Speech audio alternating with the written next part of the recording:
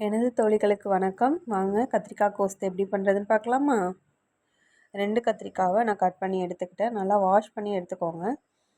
அதுக்கப்புறம் நான் வந்து குக்கரில் தான் பண்ண போகிறேன். கத்திரிக்காய், ஒரு வெங்காயம், ஒரு தக்காளி, 2 பச்சை மிளகாய், ஒரு கொத்து கருவேப்பிலை, கொஞ்சமாக மஞ்சள் தூள், தேவையான அளவு உப்பு, கத்திரிக்காய் முழுகிற அளவுக்கு தண்ணி ஊற்றிட்டு நம்ம வந்து ப்ரெஷர் குக்கரில் 2 விசில் வச்சு நம்ம ப்ரெஷர் குக் பண்ணி எடுத்துக்க போகிறோம்.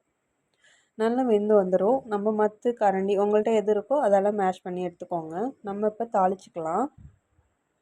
கடுகு, சீரகம், ஒரு கொத்து கருவேப்பிலை, வரமிளகாய், தட்டி வச்ச ஒரு 10 பல் பூண்டு, இதெல்லாம் போட்டுட்டு கொஞ்சமாக வந்து கரம் மசாலா போட்டு நம்ம தாளித்து கொட்டிக்கலாம்.